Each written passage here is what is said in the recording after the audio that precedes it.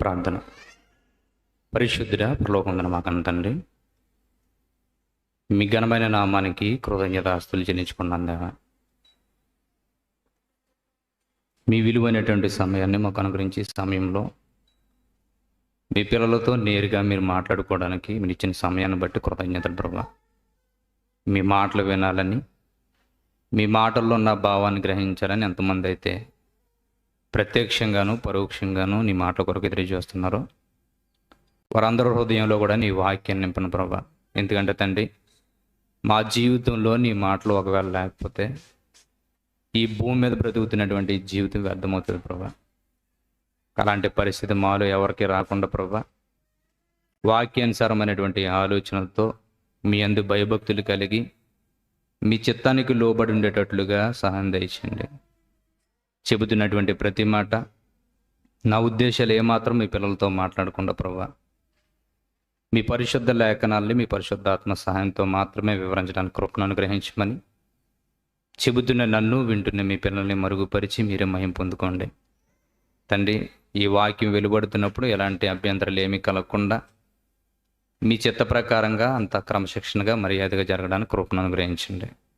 ఎంతమంది అయితే వాక్యానికి ఏర్పాటు చేశారో వారందరూ వారి బంధకాలు విడిపింపబడి మీ మాటలు వినడానికి కృపను అనుగ్రహించమని క్రీస్తు నామాన్ని ఈ ప్రార్థన మీకు సమర్పించుకుంటున్నాం పరమ తండ్రి, ఆమేన్. ఇప్పుడు వచ్చిన మీ అందరికీ ప్రభుని యేసుక్రీస్తు పేరట నా శుభ వందనాలు తెలియజేసుకుంటున్నాను. అందరికీ వందనాలండి.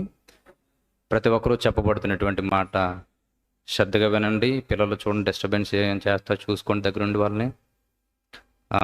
ఈ చెబుతున్నటువంటి మాటలు ఏందో చాలా శ్రద్ధగా మీరు వాక్యాన్ని వినండి. ఎందుకంటే దేవుని సన్నిధిలో గడుపుతున్నటువంటి ప్రతి సమయం చాలా ప్రాముఖ్యమైనటువంటి సమయం అది. ఇట్టి సమయాన్ని ఏ విషయంలోనైనా మన వల్ల ఒకవేళ వ్యర్థమైతే దానికి మనమే లెక్క అప్పగించుకోవాలి. కనుక దేవుని సన్నిధిలో ఉంటున్నటువంటి మనము చాలా జాగ్రత్తగా దేవుని మాటలు వినాలి. మీకు చాలాసార్లు నేను చెబుతా ఉన్నాను, వాక్యం ఎందుకు శ్రద్ధగా వినాలి అంటే ఆ వాక్యమే మనల్ని నిత్య జీవం తీసుకెళ్ళేదే. మీ ఆత్మను రక్షించగల శక్తి గల వాక్యం అని మాట్లాడతాడు. దాన్ని సాత్వికంతో వినాలట. అంటే చెబుతున్నప్పుడు ఎప్పుడైతే వాక్యాన్ని ప్రారంభించామన్నారో వెంటనే అలర్ట్ అయిపోవాలి. వెంటనే ఆ ఒక మాట పోతే నా జీవితం పోయింది అనుకున్నట్టుగా వినాలి. ఇలాంటి కొన్ని విషయాలు మనం లోక సంబంధమైనటువంటి ప్రయోజనాల కోసం చాలా ఉపయోగిస్తూ ఉంటాం. ఈ శ్రద్ధ చూడండి, ఎవరైనా మీకు పలానా లోన్ వచ్చిందండి ఒక 3 లక్షలు చెబుతుంది, జాగ్రత్తగా చెప్పండి. మీరు ఇంకొకరు ఫోన్ చేసి మీతో మాట్లాడతారు, వాళ్ళకి జాగ్రత్తగా చెప్పకపోతే మీ లోన్ క్యాన్సిల్ చేస్తారా అన్నారు అనుకోండి, ఏం చేస్తారు చెప్పండి. అప్పుడు మీరు అందరూ మాట్లాడుకుంటున్నారు, అప్పటివరకు బాగా ఏం పట్టించుకోరు. వెంటనే ఈ మాటకి మీరు ఏం చేస్తారు, ఇంట్లోనూ పెద్ద కేకలే మాట్లాడకుండా ఎవరని అనుకుని ప్రశాంతంగా కూర్చుని అప్పుడు ఆ మాటలు ఏం మాట్లాడుతున్నారో జాగ్రత్త. ఎందుకని సరిగా వినకపోతే లోన్ రాదు, 3 లక్షలు పోద్ది. ఇప్పుడు అంటే మనం చేసేటువంటి ఈ పరిస్థితులు ఎలాగున్నాయి జాగ్రత్తగా చూడండి ఒకసారి. అంటే బయట ఎలాగైతే బాధ్యత కలిగి మనం ప్రవర్తిస్తున్నామో దేవుని వాక్యం ద్వారా దీనికన్నా అమూల్యమైంది అది. చాలా శ్రద్ధ నిలపాలి దీని విషయంలో. ఎందుకంటే మన దగ్గర ఉంటున్నటువంటి ఇది ఏదైనా ఒకవేళ పోతే దాన్ని మరలా తిరిగి సంపాదించుకోగలం, కానీ మన ఆత్మే నరకానికి వెళ్ళిపోయింది అనుకోండి, దాన్ని తిరిగి మరలా సంపాదించుకోవడం మన వల్ల కాదు. అందుకనే దేవుని సన్నిధిలో కూర్చుంటున్నప్పుడు ప్రతి ఒక్కరితో దేవుడు మాట్లాడతాడు, ప్రతి ఒక్కరితోటి. ఎందుకంటే మన దేవుడు జీవం గల దేవుడు అన్న మాట ఉంది, ఆయనకి పేరుంది. ఆ జీవం కలిగిన దేవుడు ప్రతి ఒక్కరితోటి మాట్లాడతాడు. ఆ మాటలు మాట్లాడుతున్నప్పుడు ఏదో ఒకరి గురించి కాదు, అది ప్రతి ఒక్కరి జీవితానికి ఉపయోగపడే మాటలు మాట్లాడతాడు. కాబట్టి ఆ మాటలను ఎవరైతే శ్రద్ధ నిలిపి వారి జీవితాన్ని ఎవరైతే పరీక్షించుకోగలుగుతారో అలాంటి వారికి దేవుని యొక్క మాటలు అర్థమవుతూ ఉంటాయి. నా జీవితాన్ని నేను పరీక్షించుకోకుండా నేను దేవుని మాటలు వింటున్నాను అనుకోండి, నాకు అర్థం కావు ఆ మాటలు. ఎందుకంటే నా జీవితం ఎలాంటిదో తెలిసినప్పుడు వాక్యం నాలో లోపాలు చూపిస్తుంటుంది అర్థంగా. అప్పుడు నాలో ఉన్నటువంటి లోపాలేటో నేను సరి చేసుకోవడానికి ఇష్టపడతాను. నాకు అలాంటి పరిస్థితి ఏమి రాకుండా నాకు నేనే చెక్ చేసుకోకుండా కానీ ఒకవేళ వాక్యాన్ని వింటున్నాను అనుకోండి, ఎవరెవరికో మన మైండ్లోకి వస్తూ ఉంటుంది, వాళ్ళ కోసం వీళ్ళ కోసం ఎవరెవరి కోసం అనుకుంటాం కానీ మన కోసం మాత్రం అనుకోం మనం. అందుకని మనం పరీక్షించుకోవాలి. ఒకసారి పరీక్షించుకుని దేవుని సన్నిధిలో కూర్చుంటున్నప్పుడు దేవుడు నేరుగా మనలో ఉన్నటువంటి లోపాలు ఏవైతే ఉన్నాయో ఎత్తి చూపిస్తూ మాట్లాడుతూ ఉంటాడు. కొన్ని పరిస్థితుల్లో నీ బాధ్యత ఏంటి, నీ కర్తవ్యం ఏంటి, నువ్వు దేవుని పక్షాన్ని నిలబడినప్పుడు నీ జీవితాన్ని ఎలా నిలబెట్టుకోవాలనుకున్నావు, ఇలాంటి ఎన్నో ప్రశ్నలకి జవాబు ఇవ్వడానికి ఆయన సిద్ధంగా ఉన్నాడు. కానీ వినడానికి మనం సిద్ధంగా ఉండాలి. ఇప్పుడు ఈ వాక్యాల్లో ఉన్నటువంటి ప్రతి పరిస్థితి చూడండి, నిజంగా చెబుతున్నాను, ఈరోజు నిత్య జీవానికి వెళ్ళాలనుకునేటువంటి ప్రయత్నాలు చేసేటువంటి మనుషులు గురించి మాట్లాడే దానికన్నా అసలు నిత్య జీవం గురించి అవగాహన ఉన్నటువంటి మనుషులు ఎవరైనా ఉన్నారా అని ప్రశ్నించుకుంటే నిజంగా 99% మంది ఎవరు లేరు. నిజం. ఈరోజు క్రైస్తవ జనాభాలో చాలామంది జీవితాల్లో నిత్య జీవం గురించి మాట్లాడేటువంటి బోధలు కరువైపోయినాయి. ఏమున్నాయి అంటే శరీర సంబంధమైన వాటి మీదే మనిషిని నిలబెట్టుకున్నారన్నమాట. ఈ శరీర సంబంధమైనటువంటి బోధల విషయాల్లోనే మనుషులు తర్ఫీదు పొందుతున్నారు, దాని ప్రకారంగానే బ్రతకడం నేర్చుకున్నారు. దేవుణ్ణి నమ్ముకుంటే నాకు ఏమొస్తుంది, దేవుణ్ణి నమ్ముకుంటే నా జీవితం ఏమవుతుంది, ఈ ప్రశ్నలే. ఈరోజు నాకు బ్రతికిచ్చాడు కదా, దేవునికి నేను ఎలా ఉపయోగపడాలి, ఈ కాన్సెప్ట్ మనిషి దగ్గర ఎప్పుడు ఉండాలి. దేవుడు మనకు అర్థమయ్యాడు అనుకోండి, ఆయన గురించి ఏదో చెయ్యాలనుకునే తపన వస్తుంది మనకి. దేవుడు మనకు అర్థం కాలేదనుకోండి, ఆ బాధలన్నీ మర్చిపోయి మనకు నచ్చినట్టుగా మనం బ్రతకాలనుకుని మన నిర్ణయాలు ఆయనతో చెప్పాలనుకుని ఉంటాం మనం. ఈ విషయం మీద అవగాహన మనకు ఉండాలి, సరైన అవగాహన. కాబట్టి ఎలాంటి పరిస్థితుల్లో జాగ్రత్తగా వినండి. ఎందుకు చెబుతున్నాను తెలుసా? నిత్య జీవం మీద అవగాహన లేదు అన్న విషయాన్ని నేను ఎందుకు మాట్లాడుతున్నానంటే, నిజంగా పరలోకం వెళ్ళాలనుకునేటువంటి తపన మనుషుల్లోనే ఒకవేళ ఉంటే దాని గురించి ప్రయత్నించరా? ఖచ్చితంగా ప్రయత్నిస్తారు, నిత్య జీవం వెళ్ళాలని ప్రయత్నిస్తారు. కానీ క్రైస్తవ సమాజాన్ని మీ పరిశీలనాత్మకంగా మీరు ఇప్పటి వరకు పరిశీలించినంత వరకు ఎవరైనా పరలోకం వెళ్ళాలి ఖచ్చితంగా అన్నట్టుగా ప్రయత్నించిన దాఖలాలు ఏమైనా కనిపించాయా మీరు ఇప్పటి వరకు మీ పరిధిలో చూసినటువంటి పరిస్థితులు? మిమ్మల్ని అడిగేది, మీకేమైనా కనిపించినాయి అలాగా? ఎవరి దగ్గరన్నా చూస్తున్నప్పుడు, ఏ సంఘానికన్నా లేదంటే ఏ విశ్వాసులన్నా చూసినప్పుడు వాళ్ళ పరలోకం గురించే పాకులు పడుతున్నటువంటి ఆ విధానాలు మీకు ఏమన్నా కనిపించాయన్నాను? ఎందుకు ఈ విషయాలు చెప్తుందో తెలుసా? ఒకసారి పరీక్షించుకోవాలి మనం. నిజంగా దేవుడు ఈ భూమి మీద పుట్టిన ప్రతి ఒక్కరికి దేవుడి మాటలు తెలియజేయాలనుకున్న ఆతృత మీద ఉన్నాడు. ఎందుకో తెలుసా? ఎవరు నశించిపోవడం ఆయనకి ఇష్టం లేదు. ఎవరో ఖచ్చితంగా రక్షింపబడాలి. ఎవ్వరూ నశించిపోకూడదు, ఎక్కడా నశించిపోకూడదు. ప్రతి ఒక్కరు రక్షింపబడాలి, నిత్య జీవాన్ని పొందుకోవాలి, ఆయన తపనది. అందుకని ఒకరోజు శిష్యులు కూడా పిలిచి ఏమని మాట్లాడతారు తెలుసా? ఆయన శిష్యులు పిలిచి మాట్లాడుతున్నటువంటి మాటలు చూడండి ఒకసారి. మార్కు సువార్త 16వ అధ్యాయం చూడండి. మార్కు సువార్త 16వ అధ్యాయం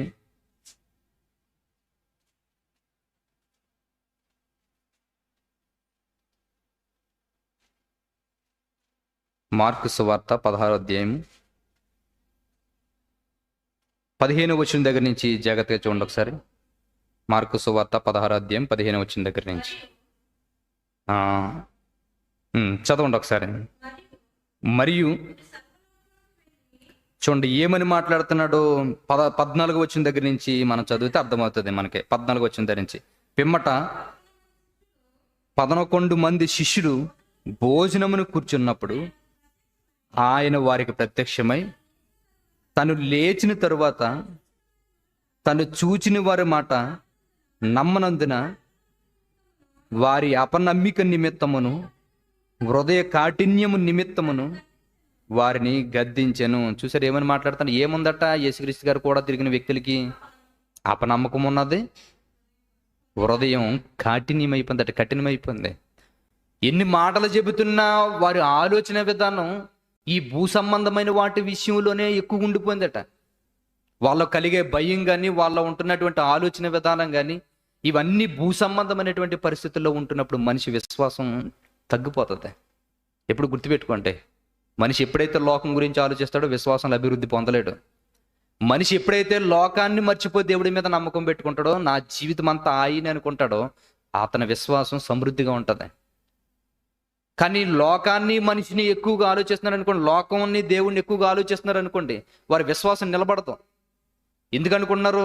దేవుళ్ళో భక్తికి వెళ్దా కానీ లోకంలో ఉన్నటువంటి పరిస్థితి నీ ముందు పెడుతుంది. ఇదిగో నువ్వు దేవుడు అంటే వెళ్ళిపోతున్నా కానీ నీ పరిస్థితి ఇదని చూపిస్తుంది. అవును కదా, ఇలాగ అయిపోతే మరి నా జీవితం ఏమైపోతుంది? కాబట్టి ఇందులో ఒక అడుగు వేస్తాం మళ్ళీ. ఇప్పుడు ఇందులోనే అడుగేస్తూ ఇందులోనే ఈ ప్రయత్నం మీద వెళ్తున్నాం అనుకోండి, లోకంలో ఏదో దాని మీద వెళ్తున్నాం అనుకోండి, వెంటనే దేవుని విషయం గుర్తు వస్తుంది. దీని మీదే ఉండిపోతే ఒకవేళ నీ జీవితం ముగిసిపోతే నీ పరిస్థితి, అమ్మో దేవుడు అనుకుని. అంటే ఒక అడుగు స్థిరమైంది కాదు ఇది. ఇలా దేనికి చెందలేనటువంటి పరిస్థితుల్లో మనం బ్రతుకుతాం. ఇప్పుడు శిష్యులు 11 మంది జీవితాలు ఎలాగున్నాయి తెలుసా? క్రీస్తు గురించి వెంబడించాలా, ఆయన పని చేయాలా, లేదంటే మా బ్రతుకు దేరులు మా కుటుంబాన్ని నిలబెట్టుకోవాలా? 2 టాస్క్లు వాళ్ళ ముందున్నాయి. ఇప్పుడు ఎన్నో మాటలు చెప్పాడు. 3.5 సంవత్సరాలు ఏడ్చాడండి వాళ్ళ దగ్గర. ఆ సంగతులు తెలుసు వాళ్ళకి. ఆయన శరీరధారిగా బ్రతుకున్నటువంటి దినాల్లో ఎలాగున్నాడంటే ఆయన మహారోదనతోను వేదనతోను కన్నీళ్లు కారుస్తున్నట తన మరణం నుంచి తప్పించు వానికి విజ్ఞాపనలు ప్రార్థన చేస్తూ బ్రతికాడంట. 33.5 సంవత్సరాలు ఏ రోజు ఆనందం లేదండి ఆయనకి, తెలుసా? ఏ రోజు ఆనందం లేదు. ఆ ఏడుస్తూనే ఉన్నారు ఆయన. ఎందుకంటే నశించిపోయే ఆత్మల పట్ల ఆయన కన్నీళ్లు కారుతున్నాయి. పాడైపోయినటువంటి లోకాన్ని చూస్తున్నాడు. పాడైపోయిన లోకాన్ని చూస్తున్నప్పుడు లోపల ఏదో ఒక తపన, ఏదో చెయ్యాలి, వీళ్ళందరినీ రక్షించి నా తండ్రి దగ్గర నిలబెట్టాలనుకునేటువంటి తపన. ఎందుకంటే అనాథ సంకల్పంలో ఆయన ద్వారా దేవుని ఎదుటి పరిశుద్ధులుగా నిర్దోషులుగా నిలబెట్టాలనుకున్నది దేవుని యొక్క సంకల్పం, అనాథ సంకల్పం. ఇప్పుడు అలాంటి సంకల్పానికి తూట్లు పొడిచే పరిస్థితుల్లో సాతానుతో పాటు చేతులు కలిపేశారు మనుషులు. సాతానుతో పాటు మనుషులు చేతులు కలిపినటువంటి మనుషుల జీవితాన్ని చూసినప్పుడు కనిపించిందట అల్ప విశ్వాసంగా కనబడుతుంది వాళ్ళ జీవితాలు. హృదయం కఠినం అయిపోయింది. ఇప్పుడు వాళ్ళతో పిలిచి మాట్లాడుతున్నాడట, మీ కర్తవ్యం ఇది కాదు, ఇది ఈ భూమి మీద బ్రతుకుతున్నటువంటి బ్రతుకు కాదు ఈ జీవితం. మీ జీవితం ఇది అనుకున్నారు, ఇది మీ జీవితం కాదు. ఇది మీ జీవితానికి సరైన అర్థం ఏదైనా ఉన్నదన్నట్టు ఇది ఈ పని చేస్తే నీ సరైన అర్థం మీకు వస్తుంది. ఎందుకంటే మిమ్మల్ని ఈ లోకం నుంచి ప్రత్యేకపరిచిన నా కూడా మిమ్మల్ని తిప్పుకున్నానంటే దేని గురించి అంటే ఈ ప్రపంచాన్ని కదిల్చే సాధనాలు అనుకుని మిమ్మల్ని నిలబెట్టుకున్నాను. ఈ ప్రపంచానికి దిక్సూచిగా మిమ్మల్ని నిలబెట్టుకున్నాను. ఇప్పుడు మీ ఆలోచన విధానాలు లోకంలో ఒక అడుగు నా వైపు ఒక అడుగు వేస్తుంటే మీకు ఏమర్థం అవుతుంది లైఫ్ అంటేనే? మీరు చేయవలసిన పని ఏంటో తెలుసా? ఈరోజు నేను చెబుతున్నాను, ఏ హృదయ కాఠిన్యము, ఏ అల్ప విశ్వాసంతో అయితే మీరు బ్రతుకుతున్నారో దాన్ని విడిచిపెట్టండి. దీన్ని విడిచిపెట్టిన నాటి నుంచి మీరు చేయవలసింది ఏంటో తెలుసా? ఎదుటివాడి జీవితంలో ఒకవేళ విశ్వాసం తక్కువైపోతున్నా, వాడి జీవితంలో ఒకవేళ పడిపోయే పరిస్థితుల్లో ఉన్న వాళ్ళ జీవితాన్ని మీరే ఖచ్చితంగా ఆ హృదయ కాఠిన్యాన్ని బట్టి వాళ్ళని మార్చి నా ఎదుటి నిలబెట్టాలి. మీరు చేయవలసిన బాధ్యత ఏంటంటే ఇదిగో ఈ పని చేయండి. చూడండి ఏమని చెప్తున్నాడు, ఎందుకు చెబుతున్నాడు మీకు చెబుతున్న విషయం. మరియు మీరు సర్వలోకమునకు వెళ్ళి సర్వ సృష్టికి సువార్తను ప్రకటించుడి. నమ్మి బాప్తిసం పొందినవాడు రక్షింపబడును, నమ్మని వానికి శిక్ష విధింపబడును. చూసారా ఎందుకు ఈ మాట మాట్లాడవలసి వచ్చిందో తెలుసా? సమాజం మాట వినే పరిస్థితుల్లో లేదు. క్రీస్తు మాటను ఒప్పుకుని భుజాల మీద వేసుకుంటాం. మరి మా మాట వినకుండా మారకపోతే రేపొద్దున క్రీస్తు మమ్మల్ని లెక్క అడిగితే మేము ఏం చెప్పాలి? కాబట్టి వీళ్ళతో పడే కన్నా ఏదో ఒకరు గుప్పుడు మెతుకులు తెచ్చుకుని తినేసి బ్రతుకుతే సరిపోతుంది అనుకునే తపన వెళ్దా. ఎందుకంటే సమాజం పరిస్థితి వాక్యం వినేలా లేదు. సమాజం పరిస్థితి ఎలాగున్నదంటే వారి స్వప్రయోజనాల గురించి బ్రతికేటువంటి మనుషులు కనబడుతున్నారు. అది చూశారు ప్రజలు. ఈ 11 మంది చూసినప్పుడు సమాజం దేని గురించి బ్రతుకుతున్నారంటే వారి గురించి, వారి కుటుంబాల గురించి. యేసుక్రీస్తు పనులు చేసే వ్యక్తులు ఎవరో సమాజంలో కనిపించలేదు. పరలోకమందు ఉన్నటువంటి దేవుని యొక్క ఉద్దేశాలు కానీ తపన కానీ ఎవరి దగ్గర లేదు. ఆలోచించారు. ఒకవేళ ఈ సమాజానికి వెళ్ళి చెబితే నా క్రీస్తునే సిలివేశారు. ఇప్పుడు ఈ మాటలు చెబితే నా పరిస్థితి ఎలాగుంటుంది? కాబట్టి ఆయనకి పట్టినటువంటి పరిస్థితి మాకు పడుతుంది. కాబట్టి దీని బదులు ఏదో అడ్జస్ట్ అయిపోయి బ్రతికితే సరిపోతుంది అనుకున్నారండి. ఎప్పుడైతే అలాగనుకున్నారో ఉదయం కాఠిన్యం అయిపోయింది, నిర్ణయించుకున్నారు. నెక్స్ట్ ఏంటి డిసైడ్ అవుతున్నారు వాళ్ళందరూ. తర్వాత విశ్వాసం తగ్గిపోయింది. ఎందుకంటే ఏ పరిస్థితి అయినా నా క్రీస్తు నిలబెడతాడు కదా మమ్మల్ని అనుకునే ఆలోచన కోల్పోయారు వీళ్ళు. ఏం జరిగినా నా క్రీస్తు ఉన్నాడు కదా, ఆ తత్వాలన్నీ కోల్పోయారు వాళ్ళందరూ. అల్ప విశ్వాసంతో నిండిపోయారు, హృదయ కాఠిన్యంతో మాటలు వినే పరిస్థితి లేదు.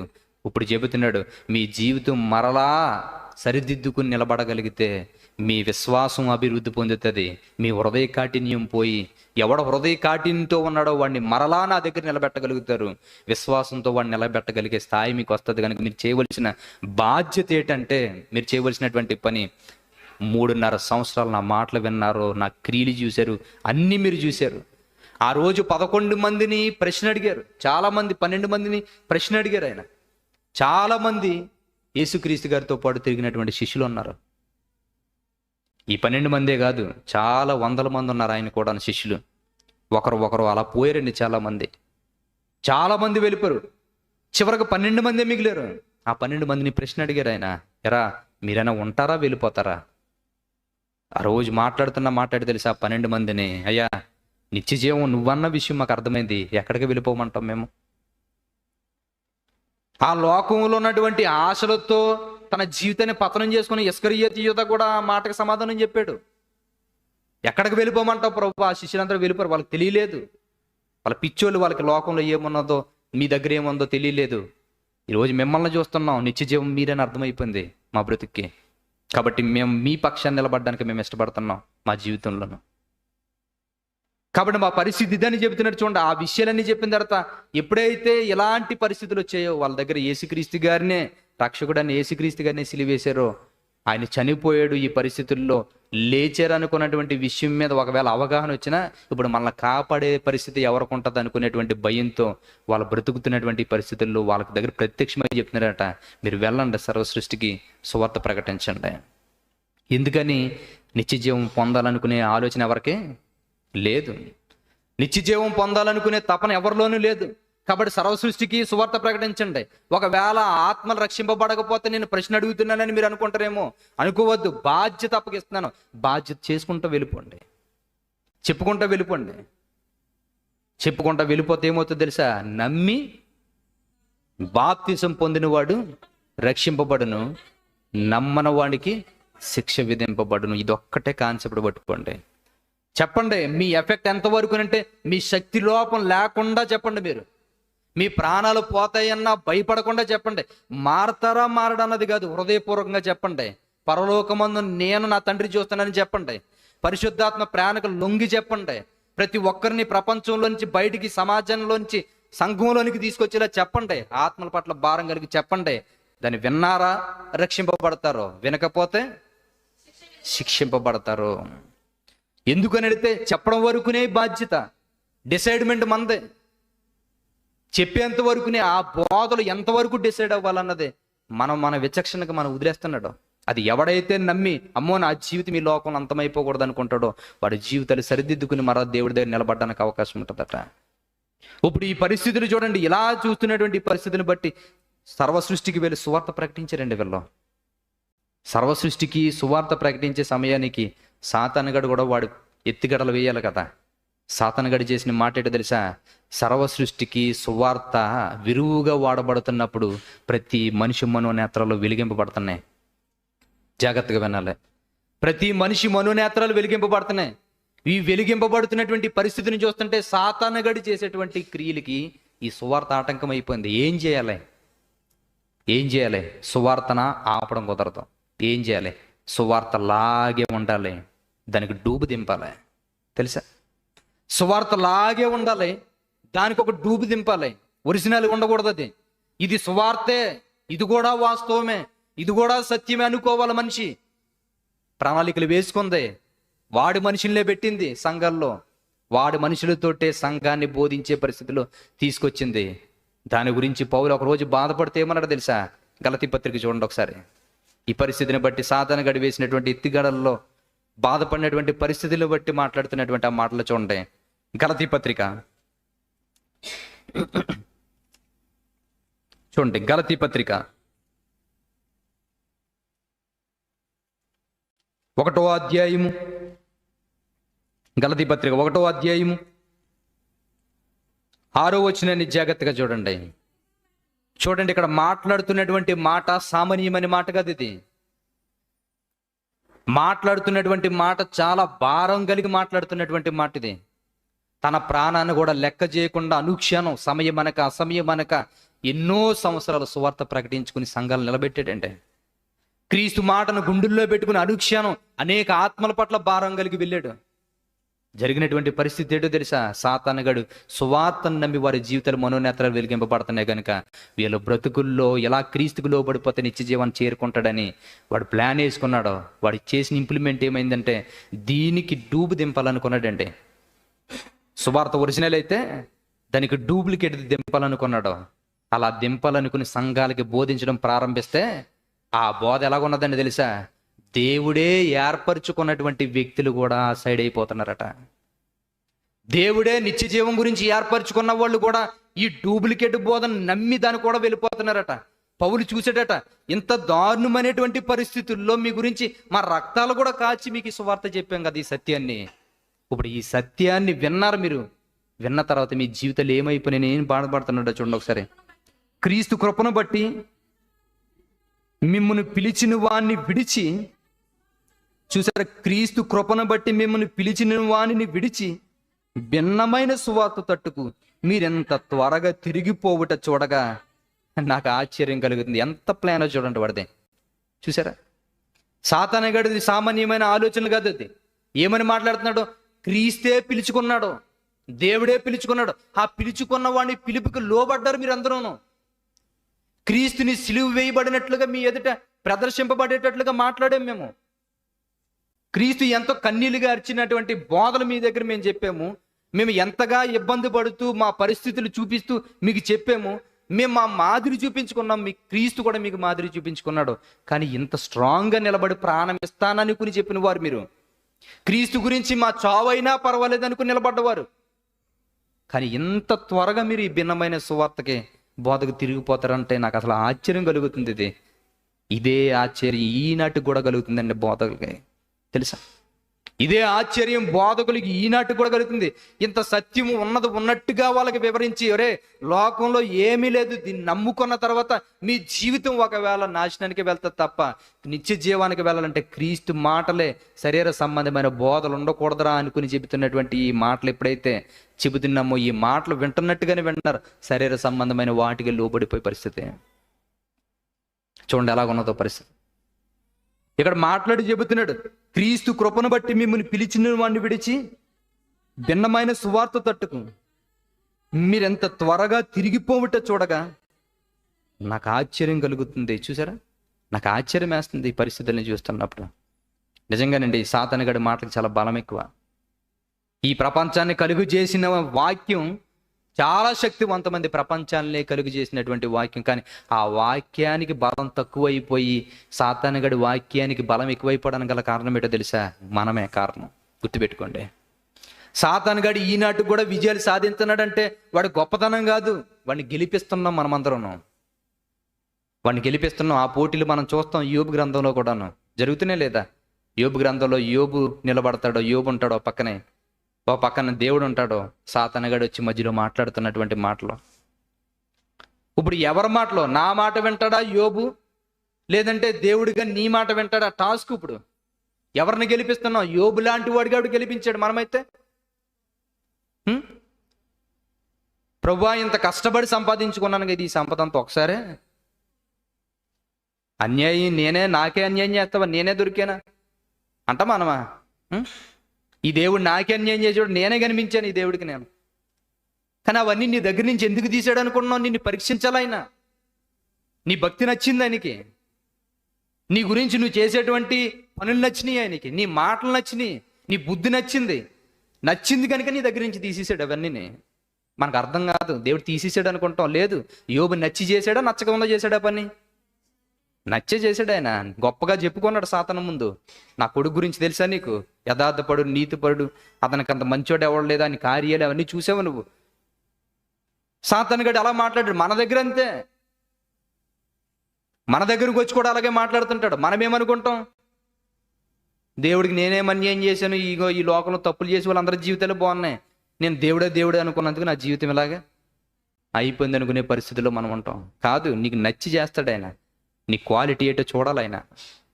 ఇప్పుడు ఈ పరిస్థితిలో చెబుతున్నాడు ఇక్కడ, ఇలాంటి మాటలు కానీ ఒకవేళ మన దగ్గరికి వచ్చి కఠినమైన పరిస్థితుల్లో లోకంలో ఏమి వద్దురా అనుకుని ఆయన విశ్వాసంలో మీరు నన్ను స్థిరపరచడానికి ఒకవేళ నిలబెట్టాడు అనుకోండి, అలా నిలబెట్టినటువంటి మాటల్లో కష్టాలు వస్తున్నప్పుడు భిన్నమైన సువార్త మీ చెవిని పడగానే అప్పులు బాధలా, ఇంకా వివాహం కాలేదా,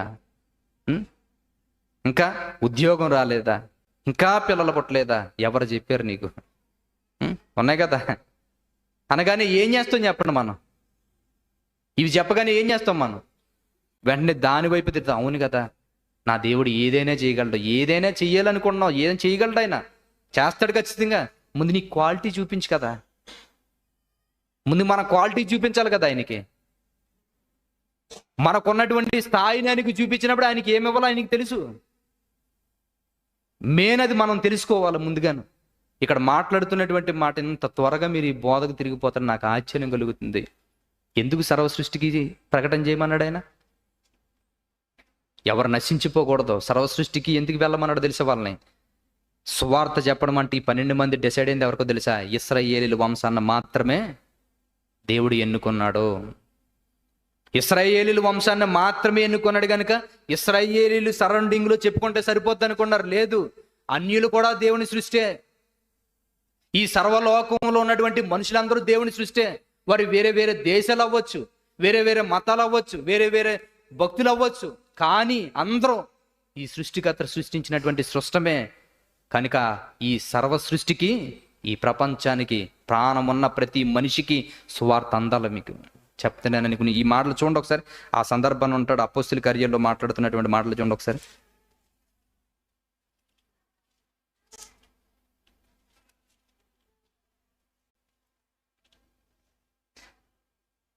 అపోస్తల కార్యాలు 13వ అధ్యాయం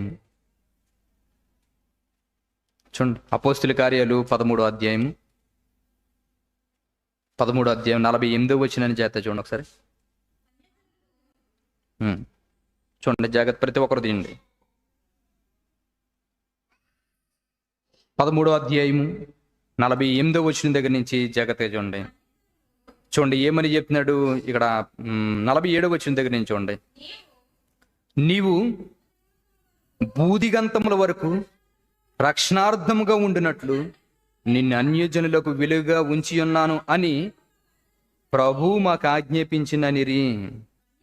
చూడండి, అన్యజనులు ఆ మాట విని సంతోషించి దేవుని వాక్యమును మహిమపరచిరి.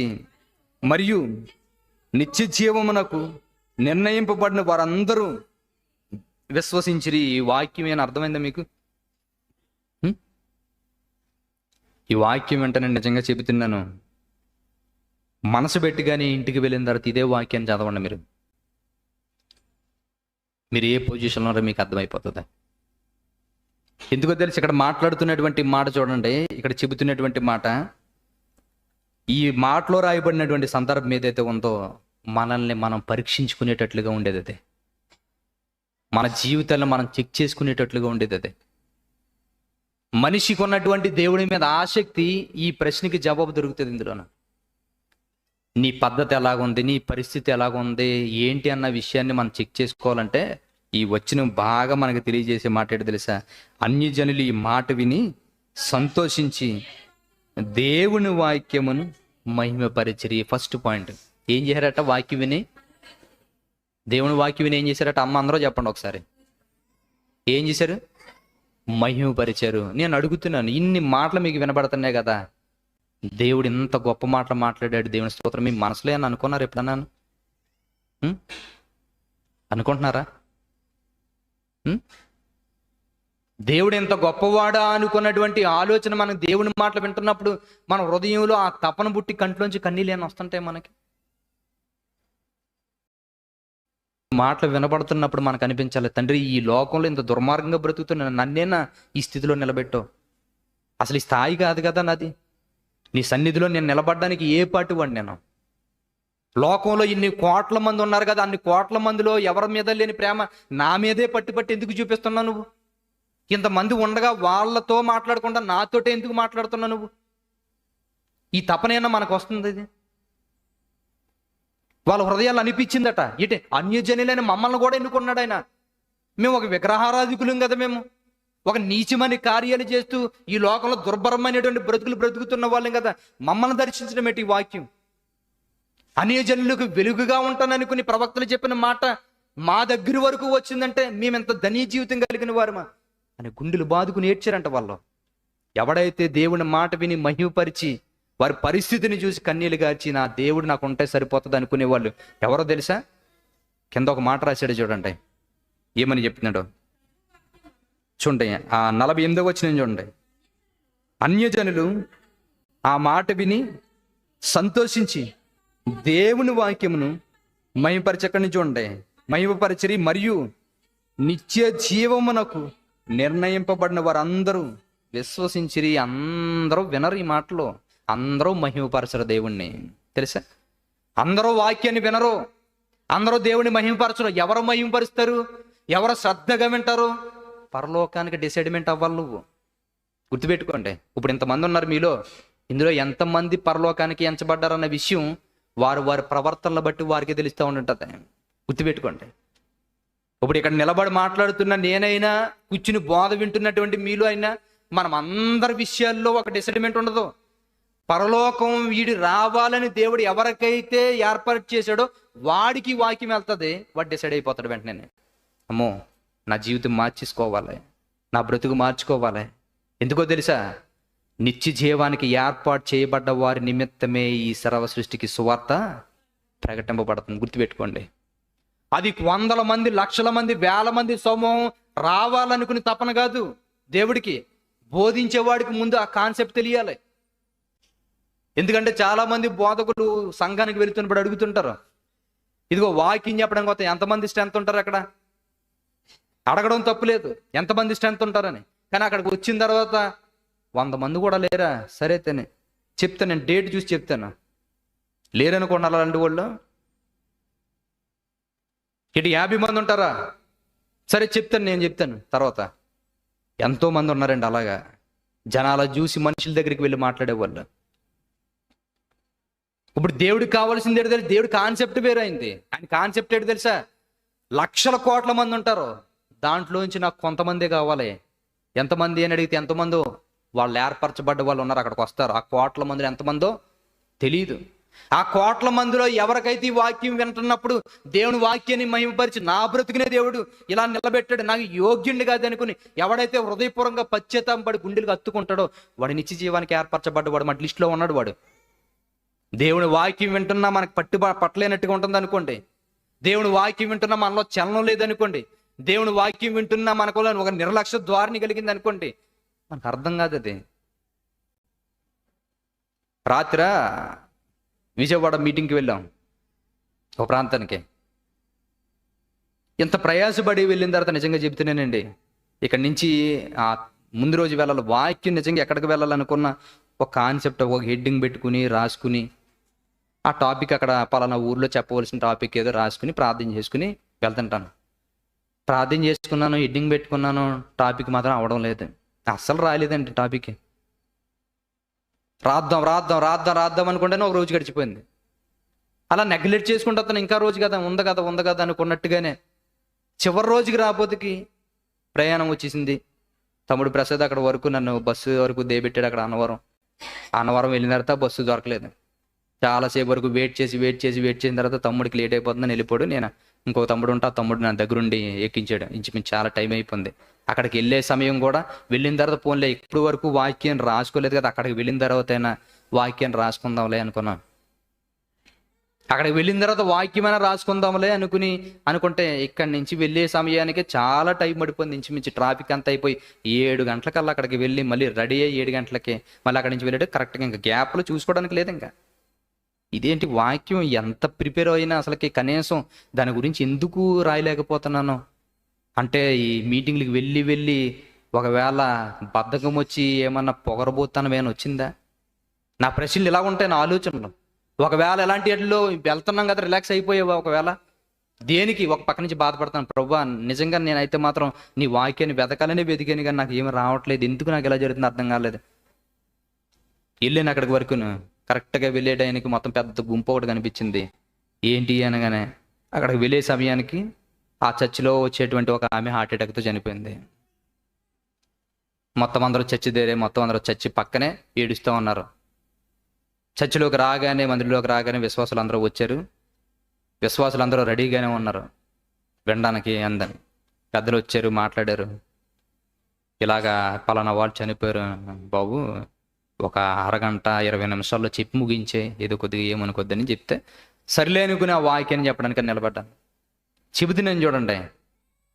చెబుతున్నటువంటి వాక్యం ఏదైతే ఉందో అక్కడికి వెళ్ళగానే ఇలా ఈ మాట చెప్పారు.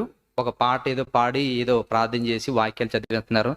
ఈ కాన్సెప్ట్లోనే ప్రాముఖ్యమైనటువంటి 4 అంశాలు వచ్చినాయండి. ఒకటే, వాళ్ళ రక్షణ ఎలా తీసుకోవాలి, వారి బ్రతుకులో ఈ లోకంలో ఎలా ఉంటే వారి జీవితాలు అయిపోతే చనిపోయే పరిస్థితులు చూస్తే మనకి ఏమర్థమవుతుంది. ఈ మాటల్లో 3 రెఫరెన్స్లు గుర్తొచ్చినాయి. ఈ 3 రెఫరెన్స్లు గుర్తొస్తే అవే మైండ్లో ఉన్నాయి. అవి చూసుకుని నా పక్కన పెట్టాను. వాళ్ళకి కావాల్సిన సారాంశం అదే చెప్తే, వాళ్ళ అయ్యగారు కూర్చుని మ్యూజిక్ కొట్టుకుంటున్నాడు. అక్కడ కూర్చున్న ఆయన నిజంగా ఒక సేవకుడు చెబుతూ ఉన్నటువంటి పరిస్థితుల్లో ఎంత నిర్లక్ష్యం చూడండి. ఎందుకు ఈ మాట మాట్లాడుతుంది తెలుసా? ఎవరైనా ఒకవేళ ఒక బోధకుడు వచ్చి మాట్లాడుతున్నప్పుడు తోటి సేవకుడు ఏం చెబుతున్నాడు వినేటట్టుగా సంఘాన్ని హెల్ప్ చేయాలి. పక్కన కూర్చుని ఇటు అటు తిరుగుతూ ఆ పక్క నుంచి మ్యూజిక్ కొట్టుకుంటే సౌండ్ వినబడిపోతుంది పైకి. నాకు ఏం అసలు ఎప్పుడు కూడా ఎవరైనా శబ్దం చేస్తుంటే అక్కడ శబ్దం చేయకుండా ఎలాగని చెప్తే అక్కడికి వెళ్ళాను. ఏం మాట్లాడలేదండి. ఒక పక్క నుంచి ఎవరికి వాళ్ళు నవ్వుకునే వాళ్ళు ఉన్నారు, ఎవరికి వాళ్ళు ఇష్టానుసారంగా మాట్లాడుకునే వాళ్ళు ఉన్నారు. ఇందులో కొంతమంది కనిపించారండి. పర్టికులర్గా ఒక బాగా వృద్ధుడు అక్కడ ఉన్నాడు, బాగా వాక్యం వింటున్నాడు. జీవితం ముగిసిపోయే త్వరలో ఉన్నదన్నమాట. కొంతమంది ఉన్నారు అక్కడక్కడ చాలా జాగ్రత్తగా వింటున్నారు. చెబుతున్నటువంటి మాటలు 25 నిమిషాలు చెప్పాను. చెబుతున్నప్పుడు ఆ మాటలు శ్రద్ధగా విన్నటువంటి వాళ్ళు, అక్కడ ఉన్నటువంటి వ్యక్తులు ఇంచుమించు 250 మంది పైనే ఉంటారు. వాళ్ళందరిలోనూ ఖచ్చితంగా విన్నటువంటి వ్యక్తులు ఒక 10 మందో 15 మంది ఉంటారండి. ఆ 15 మంది మాత్రమే ఆ గోళలన్నింటిలో నుంచి వింటున్నారు. అర్థమైంది అప్పుడు నాకు ఈ కాన్సెప్ట్. ఓహో, నిత్య జీవం గురించి ఏర్పరచబడ్డ వారు మాత్రమే వాక్యాన్ని వింటారన్నమాట. ఇంకెవడ వినడం. వాళ్ళకి ఇవ్వవలసినటువంటి సారాంశం చెప్పేశాను. ఎందుకంటే అంతకు మించి ఎక్కువ చెప్పడం వేస్ట్. ఇంక వాళ్ళకి అనిపించింది అక్కడికి వెళ్ళే సమయం ఎందుకు వాక్యం ఇవ్వలేదంటే, అక్కడికి వెళ్ళేటప్పుడు స్పాంటేనియస్గా వాళ్ళ కొరకే వాక్యం అందిస్తాడు దేవుడు ఖచ్చితంగాను. ఇప్పుడు మించి జీవం గురించి ఏర్పరచబడ్డ వాళ్ళు ఆ 10 మంది ఎంతమంది ఉన్నారంతే. వాళ్ళకి అందింపవలసినటువంటి సారాంశాన్ని అందించుకున్నాడు. ఇంక ఎవరికి అందించకపోయినా పర్లేదు, ఇది వచ్చేసాం. వాళ్ళకి అర్థమైంది. ఉన్న వాళ్ళు ఎవరికి నచ్చినట్టుగా వాళ్ళు అంటున్నారు. అయిపోయిన తర్వాత 20 నిమిషాల్లో ముగించేయాలనుకున్న వాళ్ళు పప్పలు పంచి పెట్టుకోవడానికి, పాటలు పాడుకోవడానికి, ప్రార్థన పని ఇంచుమించు 40 నిమిషాలు వాడిరండి టైం వల్ల. వాక్యం చెప్పనివ్వలేదు. నాకు అర్థమైంది, నవ్వుకున్నాను మనసులోను. అది నీ డిసైడ్మెంట్ కాదు, దేవుడి డిసైడ్మెంట్. ఆల్రెడీ నిత్య జీవానికి ఏర్పరచబడ్డ వాళ్ళకి వాక్యాన్ని చెప్పడానికి ఎక్కువ గంటలు చెప్పనప్పుడు చాలు ఒక 2 మాటలు అర్థమైపోతే. వేల లక్షల మంది వచ్చినా అందులో దేవుని గురించి ఏర్పరచబడ్డ వాళ్ళు ఎన్నో వేల మంది ఉండరు. ఒకరోజు జరిగినటువంటి పరిస్థితి ఏంటో తెలుసా? చూడండి, బైబిల్లో జరిగినటువంటి ఒక విషయాన్ని చెబుతున్నాను, జాగ్రత్త వినండి. మార్కు సువార్త, మీకు బాగా తెలిసినటువంటి సందర్భం అది. మార్కు సువార్త, దీన్ని బట్టి మీకు అర్థమవుతుంది. చూడండి, నిత్య జీవానికి ఏర్పరచబడ్డవారు అన్న విషయం మీకు తెలియాలంటే ఈ సందర్భం చాలా బాగా ఎగ్జాంపుల్గా ఉపయోగపడుతుంది. మార్కు సువార్త 5వ అధ్యాయం 1వ వచనాన్ని జాగ్రత్తగా చూడండి. వారు సముద్రమునకు అద్దరనున్న గెరాసీనుల దేశమునకు వచ్చిరి. ఈ సందర్భం ఏంటో తెలుసండి? ఉదయాన్నే పొద్దున్న లేపేశారండి యేసుక్రీస్తు గారి శిష్యుల్ని. తెల్లవారుజామునే లేపేశారు. ఎక్కడికి అనంటే పలానా దేశం వెళ్ళిపోవాలి మనం. ఎంత దూరం? చాలా దూరం ప్రయాణం అది. ఇంచుమించు మనం వెళ్ళే సమయానికి పొద్దున బయలుదేరుతున్నాం కదా, ఇంచుమించు మధ్యాహ్నం సాయంత్రం అయిపోతుంది. చాలా దూరమైన ప్రయాణం. ఈ ప్రయాణానికి సిద్ధపడిపోయారు. అందరూ వెళ్ళిపోయారండి. మొత్తం శిష్యులు యేసుక్రీస్తు గారు వెళ్ళిపోయారు. ధోని తీసుకుని వెళ్ళిపోయారు. గెరాసీనుల దేశం వెళ్ళిపోయారట అక్కడికి. ఆ ప్రాంతానికి వెళ్ళిపోయారు. ఆ ప్రాంతానికి వెళ్ళిపోయే సమయానికి జరుగుతున్న విషయం ఏంటో తెలుసా? చూడండి, వారు ఆ సముద్రమునకు అద్దరనున్న గెరాసీనుల దేశానికి వచ్చిరి. ఆయన ధోని దిగగానే అపవిత్రాత్మల పట్టిన వాడు కూడా సమాధిలో నుండి వచ్చి ఆయనకి ఎదురుపడెను. వారు సమాధులలో వాసము చేసిన వాడు సంఖ్యలతోనే నేను ఎవడును వాడిని బంధింపలేకపోయాను. పలుమార్లు వాని కాళ్ళకు చేతులకు సంఖ్యలు వేసి బంధించినను వాడు ఆ సంఖ్యలు చేతి సంఖ్యలు తెంపి కాళ్ళు సంఖ్యలను తుత్తునీలుగా చేసుకొనగా చేసిన గనుక ఎవడను వానిని సాధుపరచలేకపోయాను. చూడండి, జరుగుతున్నటువంటి సందర్భం చాలా కఠినమైనటువంటిది. ఊరిలో వాళ్ళు సాధుపరచలేకపోయారు. సంఖ్యలు అతను తెంపేస్తున్నాడట, కాళ్ళకి వేసి తెంపేస్తున్నాడట. ఎవడ మాట వినట్లేదు. సమాధుల్లోనికి వచ్చి దారుణమైన పరిస్థితుల్లోనే బ్రతుకుతున్నాడట. పొద్దున్న ఎప్పుడో తీసుకొచ్చేసినటువంటి వాళ్ళ దగ్గరికి వెళ్ళిన తర్వాత ఆ గెరాసినీల దేశం వెంట్రావగా అని ఈ వ్యక్తి కనిపించాడంట. గడ్డలు పెంచుకుని జుట్టెలా ఉరపోసుకుని యేసుక్రీస్తు గారి మీదకి రయ్యని వచ్చి ఆయన కొట్టడానికి వచ్చినట్టుగా వచ్చి ఇదిగో అక్కడ మాట్లాడుతున్నటువంటి మాటల్లో నువ్వు దేవుని కుమారుడివి, మాతో నీకేం పని అనుకుని ఎన్నో మాటలు మాట్లాడుతుంటాడు. వీళ్ళు అనుకుంటుంటారు ఇదేట్రా, ఏదో ఎంత దూరం ప్రయాణం చేసాము, అక్కడికి లోపలికి వెళ్ళి ఊళ్ళోకి వెళ్ళి మొత్తం అందరికి చెప్దామంటే ఈడితోటి మాకు ఈ గొడవ పెట్టరా బాబు అనుకుని ఉంటారా ఉండరంటారా? ఎక్కడికన్నా ప్రయాణం అవుతున్నా గొడవ ఏమైనా జరుగుతుంది అనుకోండి, ఇదేట్రా మేము ఎక్కడికి వెళ్ళాలంటే నువ్వు పట్టుకుని మమ్మల్ని ఇలా చేస్తానే బెటర్ అంటారా అనరా? ఇప్పుడు సేమ్ అదే. ఇప్పుడు గెరాసీనుల దేశం వెళ్ళగానే ఎంటర్ అయిన వాళ్ళు ఎవరు? యేసుక్రీస్తు గారికి ఎవరు ఎదురయ్యారు? దెయ్యాలు పట్టుకున్నటువంటి ఒక వ్యక్తి ఎదురయ్యాడు. కుదులుతలేదు ఒక పక్క నుంచి. యేసుక్రీస్తు గారు ఆయన దగ్గరికే వెళ్ళాలని ఇష్టపడ్డాడు.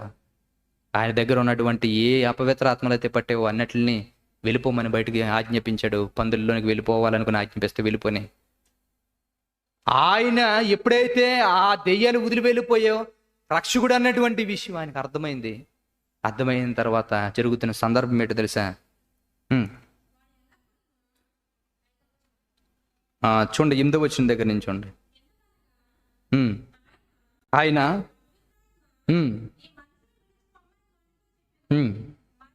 మరియు ఆయన నీ పేరేమని అతను అడగగా నా పేరు సేన, ఏలయనగా మేము అనేకమని తమ్మును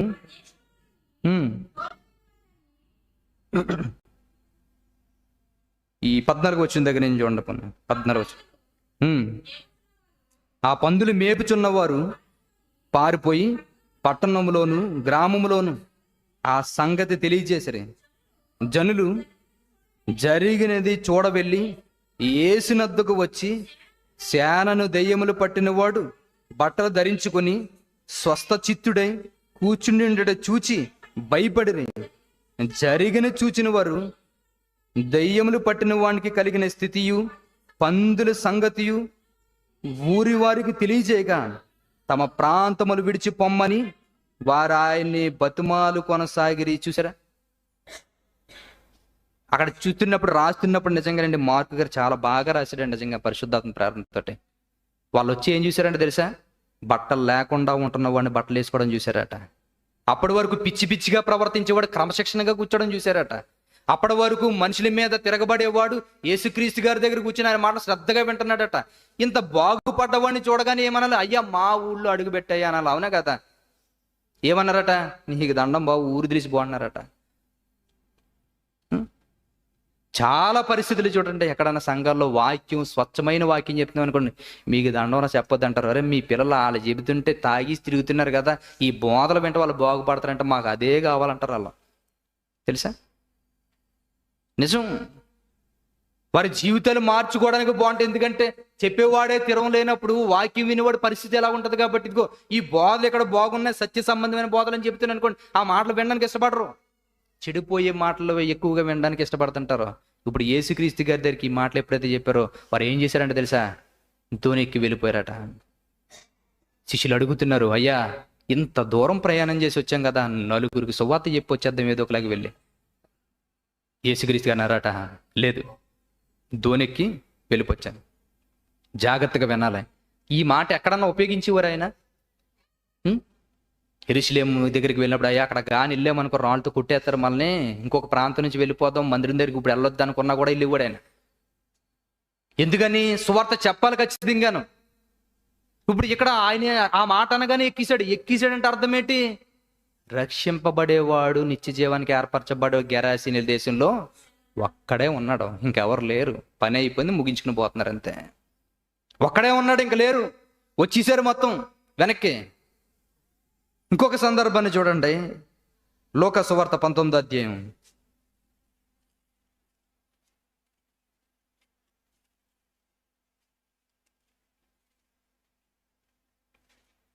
లోకా సువార్త 19వ అధ్యాయం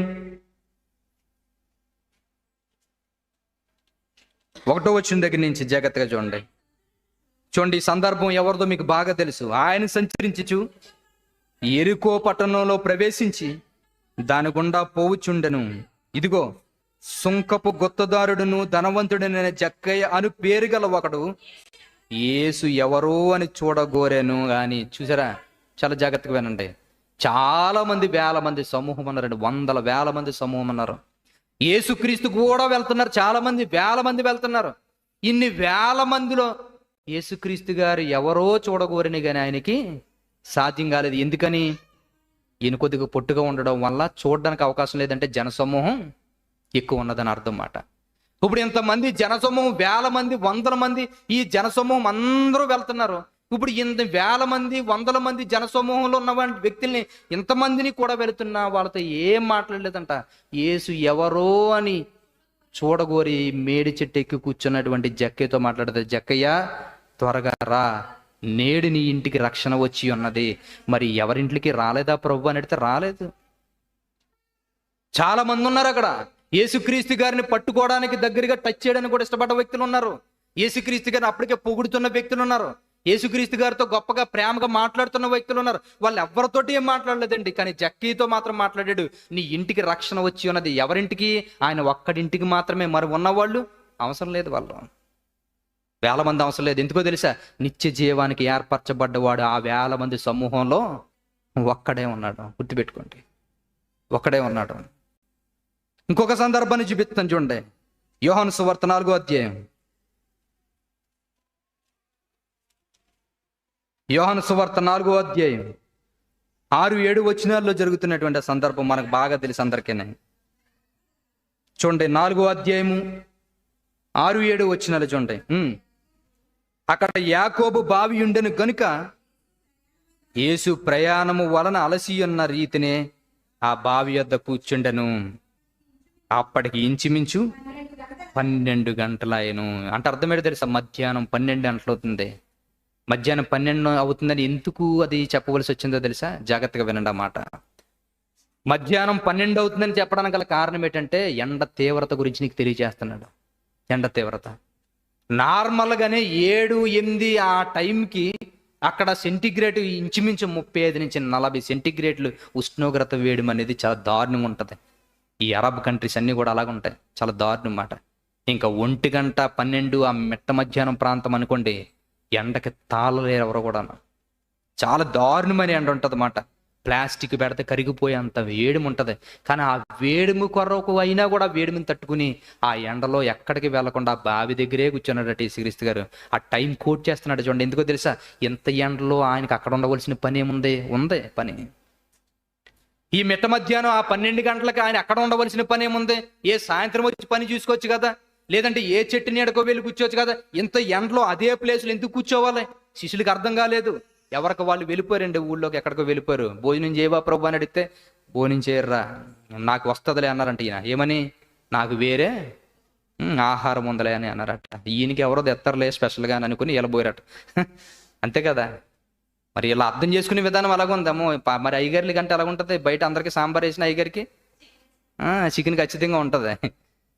కాబట్టి ఇప్పుడు అయ్యగారు ఇక్కడ కూర్చుని ఏమన్నారట? నాకు వేరేది ఉందని చెప్పారట. వేరేది అనగానే వీళ్ళకి ఎవరో తీసుకొస్తారు, మనం వెళ్ళిపోచ్చారా, ఏదో ఏ ఖర్చురమో ఏదో తీసి తినేసేద్దాం మామూలుగాను, ఈయనకి ఏ ఎనభై ఉంటుంది అనుకున్నారు, వెళ్ళిపోయారు. ఈయన ఆకలి, ఈయన బాధ ఏంటి తెలియదు. మధ్యాహ్నం అవుతుంది, ఎవరికి వాళ్ళు వెళ్ళిపోయారు. అక్కడ ఉంటున్నటువంటి ఆ స్త్రీ వచ్చిందంటే ఎవరు? ఆమె సమరయ స్త్రీ. చూసారా? సమరయులు చాలా మంది ఉన్నారు, వేల మంది, లక్షల మంది అక్కడ ఉన్న సమూహంలో చాలా మంది సమరయులు ఉన్నారు. ఈ సమరయులు అందరి గురించి అక్కడ నిలబడలేదట. ఈమె ఎప్పుడు వస్తుందా అని ఎదురు చూస్తున్నాడట. ఆమె జీవితం ఏటో ఆమెకు చూపించాడు. ఆమెకు అర్థమైపోయింది, అయ్యా నువ్వు నా గురించి బయటెట్టావు అనుకుని నీ మీద కోపం లేదు, నా గురించే ఎవరికి తెలియకుండా మెయింటైన్ చేస్తున్నాను ఇప్పుడు వరకును. ఎంతమంది అని ఈమె వాళ్ళ భర్త చనిపోయిన తర్వాత, భర్త లేకపోయిన తర్వాత ఏదో ఒకరితో ఉంటుంది అనుకునే ఊరికి తెలుసు, కానీ ఎంతమందిని మారుతుందని ఎవరికి తెలీదు. ఆమె సీక్రెట్ ఆమెలోనే ఉంది. ఆ సీక్రెట్ ఈయన బయటెట్టాడు. ఇలా చెప్పగానే మామూలుగా ఎవరైనా చెప్పారనుకోండి, ఎలా ఉంటే చెప్పండి. ఎలా ఉంటుంది చెప్పండి? ఇంకా లేనిపోని ఇంక మొత్తం అంత భారతం వచ్చేది మొత్తం అంతా శుభ్రంగాన, ఇది కాదు అది కాదు అనుకుని ఏవో మాటలు మాట్లాడతారు. ఇప్పుడు ఈయన ఇక్కడ చెప్పాడంట, ఇగో మీ ఆయన ఈయన కాదు ఇంకొకరు ఉన్నారు తెలుసా అని అనగానే కోపం రగిలిపోవాలి. ఏం లేదు, అలా చెబుతున్నట్టు ఒకరు సంఖ్య చెబుతున్నాడు, ఇన్ని సంఖ్య ఇదిగో ఎంతమంది ఇప్పుడు ఉన్నవాడు కూడా నేను చెప్తున్నాను మీ ఆయన కాదని చెప్తే వెంటనే ఆ విషయాన్ని ఎప్పుడైతే విన్నదో ఏడ్చిందండి నిజంగాను. నా బ్రతికేటో నాకు తప్ప ఊళ్ళో వాడికి ఎవరికీ తెలియదు, కానీ నా బ్రతుకులో ఉన్న విషయం చెప్పగలిగేవంటే మెస్సీయ వస్తే మా జీవితంలో ఉన్నటువంటి మా హృదయ ఆలోచనలో మా తలంపులు బయట పెడతాడని మేము ప్రవక్తలు చెప్పిన గ్రంథంలో చదివాం. నిజమైన మెస్సీవు నువ్వని అర్థమైపోయింది. నా జీవితం ఈ రోజు నుంచి నీకే అంకితం అనుకుని తన జీవితాన్ని అక్కడ విడిచిపెట్టి ఊళ్ళో ఉన్న వాళ్ళతో వెళ్ళిపోయిందండి. ఆయన ఏం చేశాడు తెలుసా? ఆయనతో చెప్పాడు, బయలుదేరిపాడు. ఎందుకని? ఊర్లోకి వెళ్ళి చెప్పొచ్చు ఆయన కూడాను, ఆమెతో పాటు నేను కూడా వస్తానులే నీతో పాటు నేను చెప్పొచ్చు, చెప్పలేదు. ఎందుకని? అన్ని వేల లక్షల మందిలో ఆ రోజు ఆ రక్షణ పొందుకోవలసినటువంటి వ్యక్తి ఆ సమరయ స్త్రీ మాత్రమే ఉన్నది.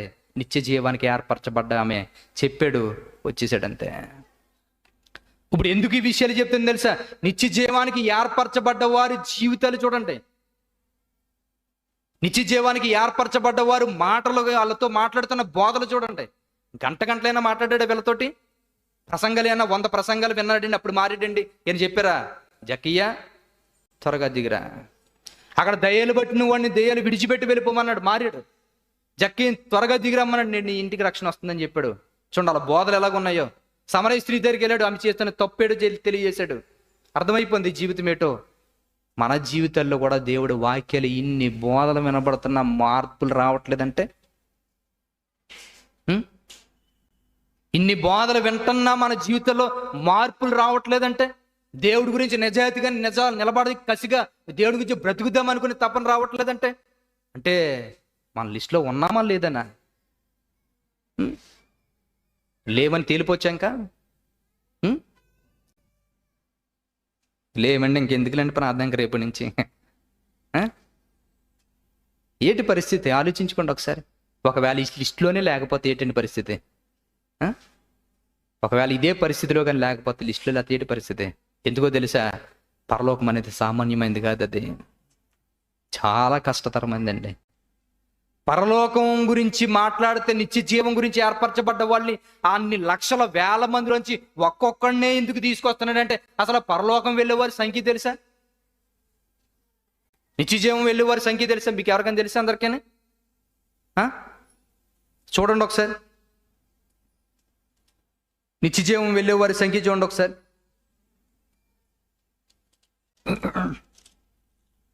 హెబ్రీ పత్రిక చూడండి ఒకసారి.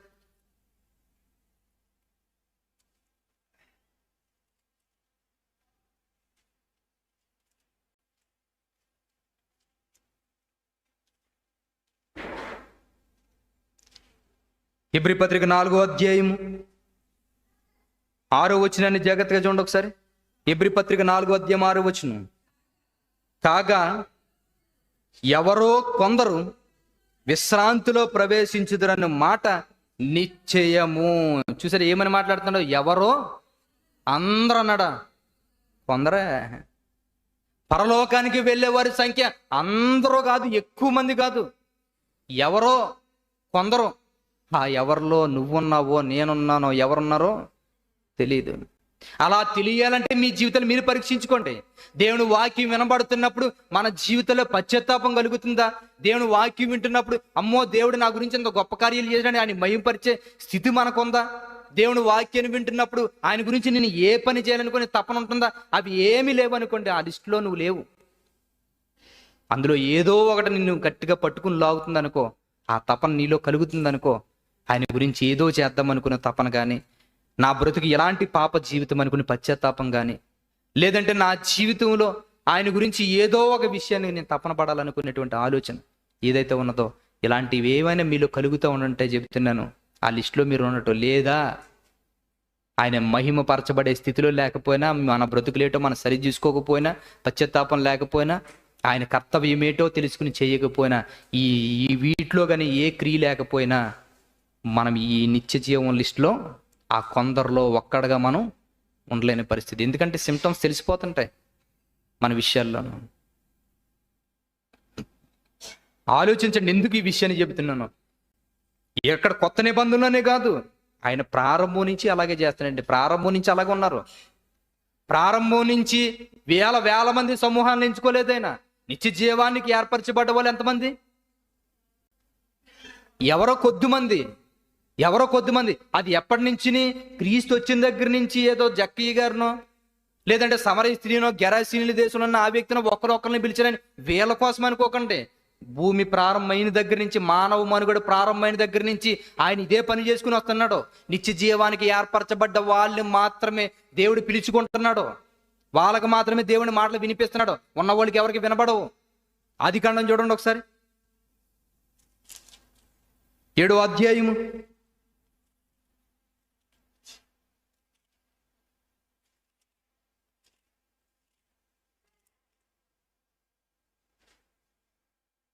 ఆదికాండం 7వ అధ్యాయం 1వ వచనం దగ్గర నుంచి చూడండి ఏమని చెప్తున్నాడు. ఆదికాండం 7వ అధ్యాయం 1వ వచనం నుంచి, యెహోవా ఈ తరము వారిలో నీవే నా ఎదుట నీతిమంతుడవై ఉంటట చూచితిని కనుక నీవును నీ ఇంటి వారును వాడలో ప్రవేశించుడి. ఎంతమంది ఇక్కడ మాట్లాడతా?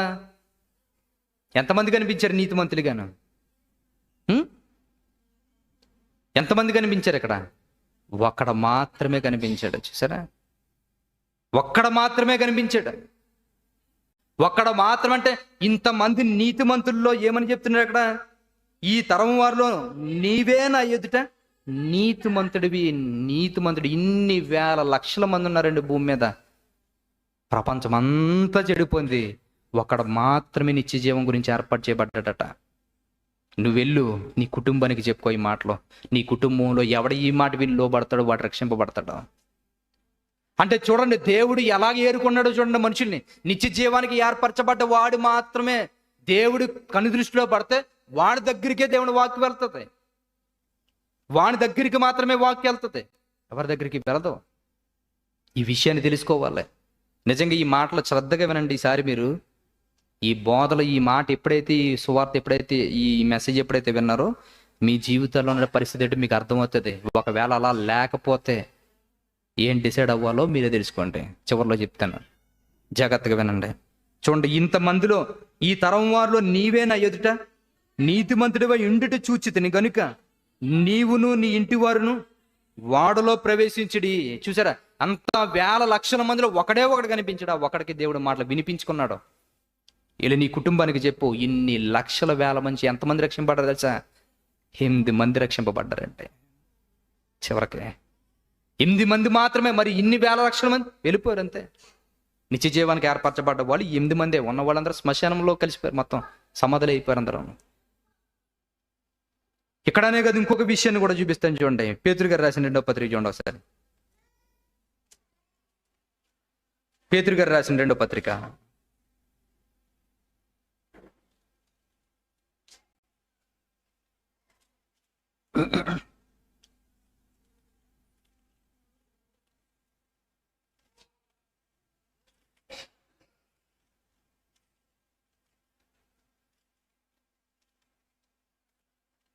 పేతురు గారు రాసిన 2వ పత్రిక 2వ అధ్యాయము చూడండి 6వ వచనం దగ్గర నుంచి చూడండి. 6వ వచనం నుంచి మరియు చూడండి 6వ వచనం నుంచి మరియు ఆయన సొదొమ గొమొర్రాలను పట్టణములను భస్మము చేసి ముందుకు భక్తిహీనులకు వారికి వాటిని దృష్టాంతముగా ఉంచుటకై వాటికి నాశనము విధించి, చూడండి, దుర్మార్గుల కామ వికార యుక్తమైన నడవడి చేత బహు బాధపడిన నీతిమంతుడగు లోతుని తప్పించాను. చూసారా? ఎవరిని తప్పించాడట? లోతుని తప్పించాడట. ఎవరు ఆ వ్యక్తి? నీతిమంతుడైన లోతుని తప్పించాను. ఇప్పుడు సొదొమ గొమొర్రాలో ఇన్ని లక్షల మంది ఉన్నారు కదా. ఇన్ని లక్షల మందిలో ఆయన కూడా వచ్చినటువంటి జనాంగం చాలా మంది ఉన్నారు. కానీ ఆ రోజు సొదొమ గొమొర్రాలో ఎవరు కనిపించారని తెలుసా? ఇన్ని వేల వందల మంది నుంచి ఒకే ఒక్కడిని ఎన్నుకోండి. ఎందుకంటే నిత్య జీవానికి ఏర్పరచబడ్డవాడు కనుక ఆయన ఒక్కడ మాత్రమే కనిపించాడు. చూడండి, ఎందుకు ఈ విషయాలు చెప్తున్నాను తెలుసా? దేవుడు తన ఆలోచన విధానాన్ని ఎలా చూపిస్తున్నాడో చూడండి. ఎందుకో తెలుసా? భక్తి జీవితాన్ని అరకొరకగా కొనసాగిస్తున్న మనల్ని మేలుకొల్పాలని చెబుతున్న బోధలు ఇవి.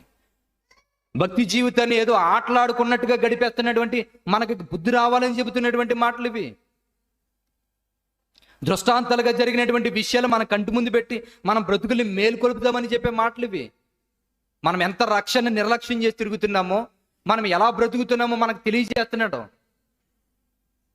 ఎలాంటి పరిస్థితుల్లో బ్రతుకుతున్నాం చూడండి. నిజంగా చెప్తానండి, దేవుని వాక్యాన్ని వింటున్నప్పుడు నిర్లక్ష్య ధోరణి ఉందంటే రాసేసుకో నువ్వు బైబిల్ వెనకాల. దేవుని వాక్యాన్ని వింటున్నప్పుడు శ్రద్ధ నీ దగ్గర నువ్వు నిలపలేకపోతున్నావు అంటే రాసుకోవచ్చు బైబిల్ వెనకాల. నేను నరకానికే పోవడానికి డిసైడ్ అయిపోయాను. దేవుని మాట శ్రద్ధగా వింటూ ఎలాంటి పరిస్థితుల్లోనే దేవుని మాట నా చెవులోకి వినబడాలనుకుంటే రాసుకోండి వెనకాల. నిత్య జీవానికి నేను ఏర్పరచబడ్డాను కనుక నా గుండెలు గుచ్చుకుంటుంది ఈ వాక్యం. నిత్య జీవానికి నేను ఏర్పరచబడ్డ వాడిని కనుకే దేవుడి పని ఏదోటి చేయని ప్రేరేపిస్తున్నాడు దేవుడు నన్ను. నిత్య జీవానికి నేను ఏర్పరచబడ్డ వాడిని కనుకే వింటున్న వాక్యాన్ని బట్టి దేవుని మహిమపరచాలనుకునే ఆతృత కలిగితే ఇంత గొప్ప దేవుడా అనుకుని ఈ తపనలు ఏమీ లేవా బైబిల్ వెనకాల రాసుకుంటే? దానికి చెందిన వాడిని కాదు నేను అనుకునే. కాబట్టి ఈ విషయాన్ని జాగ్రత్తగా ఆలోచించి ఎందుకు ఈ మాటలు చెబుతున్నాను తెలుసా? పరలోకం వెళ్ళాలనుకునే తపన మనలో ఎంతమందికి ఉన్నదంటే నిజంగా చెబుతున్నానండి, తపన మనలో ఎవరికి లేదు. నిత్యజీవం వెళ్ళాలనుకునే ఆలోచన లేదు. అమ్మ వినండి జాగ్రత్తగా. కాబట్టి ఈ విషయాన్ని జాగ్రత్తగా ఆలోచించండి. ఎందుకు ఈ మాటలు చెప్తున్నాను తెలుసా?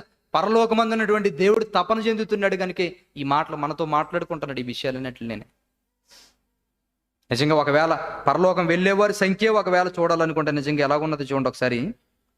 మత్తయి సువార్త చూడండి ఒకసారి.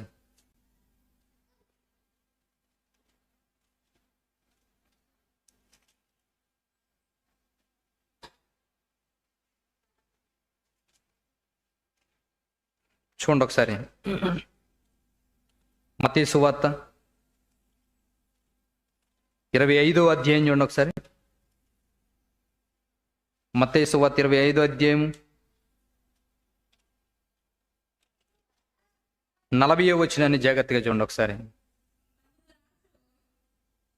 చూడండి జాగ్రత్తగాను. అందుకు రాజు, మిక్కిలి అల్పులైన ఈయన సహోదరులో ఒకనికి మీరు చేసిదురు గనుక నాకు చేసితరని నిశ్చయముగా మీతో చెప్పుచున్నానని వారితో అనను. అప్పుడైనా ఎడం వైపున ఉండి వారిని చూచి, శపింపబడిన వారులారా, నన్ను విడిచి అపవాదికిని వాని దూతలకును సిద్ధపరచబడిన నిత్యాగ్నిలో పోవుడి. నేను ఆకలగొంటిని, మీరు నాకు భోజనం పెట్టలేదు. దప్పిగొంటిని, మీరు నాకు దాహమీయలేదు. పరదేశినయుంటిని, మీరు నన్ను చేర్చుకొనలేదు. దిగంబరినయుంటిని, మీరు నాకు బట్టలు లేదు. రోగినై చెరసాల్లో ఉంటిని, మీరు నన్ను చూడరాలేదు చెప్పాను. చూసారా ఎందుకు ఈ సందర్భాన్ని చదివించాను తెలుసా? ఇప్పుడు ఈ లిస్టులో, ఇప్పుడు చదివినటువంటి కింద లిస్టులో ఎవరమైనా ఇలాంటి క్రియల్లో పాల్పంపులు పొందుకుంటున్నాము మనం? నీకు తెలిసిన వాడిని తీసుకొచ్చి కూర్చోబెట్టి అన్నం పెడుతున్నావా? నీకు తెలిసిన వాడిని తీసుకొచ్చి వాళ్ళకి బట్టలు ఇస్తున్నావా? నీకు తెలిసిన వాళ్ళు అయితేనే, బాగా పరిచయం అయితేనే వాళ్ళ దగ్గరికి వెళ్తున్నామా? వాళ్ళ పరిస్థితుల్లో ఎలాంటి పరిస్థితులు చెబుతున్నాడు చూడండి ఇక్కడ మాట్లాడుతున్నప్పుడు. ఈయన సహోదరుల్లో ఎవరికైనా ఇలాంటి పరిస్థితులు వచ్చినప్పుడు నువ్వు ఎలా స్పందిస్తున్నావు? ఆ స్పందన నీ దగ్గర లేదనుకో, ఈ లిస్టులో నువ్వు ఉండవు. రేపొద్దున నా తండ్రి చేత శపింపబడిన వారులారా పక్కకు పోండి. ఎందుకు ఈ లిస్టు చదివించాను తెలుసా? మన స్వీయ పరిశీలనకు ఉపయోగపడేవి. ఇన్ని రోజులు నీ రెక్కల కష్టం సంపాదించుకుని నువ్వు బ్రతుకుతున్నావు. నీ కుటుంబం నువ్వు చక్కగా తింటున్నారు. దేవుని పిల్లలుగా ఉంటున్నటువంటి వ్యక్తిని ఇబ్బందులు ఉంటున్నప్పుడు కానీ, శ్రమలు ఉంటున్నప్పుడు నీ వంతు పాత్రను పోషించిన రోజులు ఉన్నాయా? రేపు పొద్దున్న ఇవే లిస్ట్ అడుగుతాడు.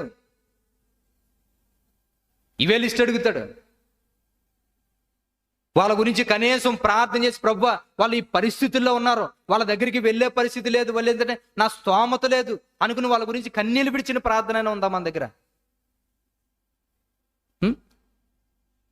అడిగే ప్రశ్నలు ఇవే రేపొద్దున్న మనందరినైనా. రేపొద్దున్న వాళ్ళ కూడా దేవుణ్ణి అడుగుతారు, మేము ఎందుకు చేయలేదు ప్రభువా, నువ్వెప్పుడు వచ్చావు మా దగ్గరికి, నువ్వు వస్తానంటే మా పంచపక్ష పాలనాలతో భోజనం పెడదాం ప్రభువా అని మాట్లాడతాం. కానీ అక్కడ మాట్లాడే మాటలు అర్థాలు మనం తెలుసుకున్నాం కానీ ప్రవర్తిస్తే ఆ నిత్య జీవం వెళ్ళే వాళ్ళ జీవితాల్లో దేవుని గురించి ఎలాంటి క్రియల్లో వాళ్ళు పాల్గొంటారు చూడండి. నిత్య జీవం ఎంపిక అయ్యే వాళ్ళు ఇలాంటి వాటిలో ఉంటారు. నేను అడుగుతున్నాను, ఇలా అన్ని ఇలాంటి ఇప్పటి వరకు చెప్పిన లిస్టులో ఎక్కువ మంది ఉంటారు తక్కువ మంది ఉంటారు చెప్పండి ఒకసారి. ఎక్కువ మంది ఉంటారా తక్కువ మంది ఉంటారా? ఇప్పటి వరకు లిస్ట్ చెప్పాను కదా, ఇలాగా ఈ సాయం చేసే దాంట్లో ఎక్కువ మంది ఉంటారు తక్కువ మంది ఉంటారా? తక్కువ మంది. మన సంఘం మన సంఘం లిస్ట్ తక్కువనే ఉంటుంది. మరి మన సంఘం ఇంక మాటే ఉండదు ఇంకా అది. ఎందుకంటే ఏం జరిగినా మన మీద నేస్తాం, అవునా కదా? ఏం జరిగినా మన మీద నేస్తాం, ఏం జరిగినా మనమే చేసుకుంటాం. బయటికి చెప్పనవసరం లేదండి. ఒక రహస్య జీవితంలో నువ్వు చేసుకునే మేలులు ఉంటాయి దేవుడి కొరకు. ఆ మేలుల్ని చేసుకుంటూనే వెళ్ళిపోవాలి నువ్వు.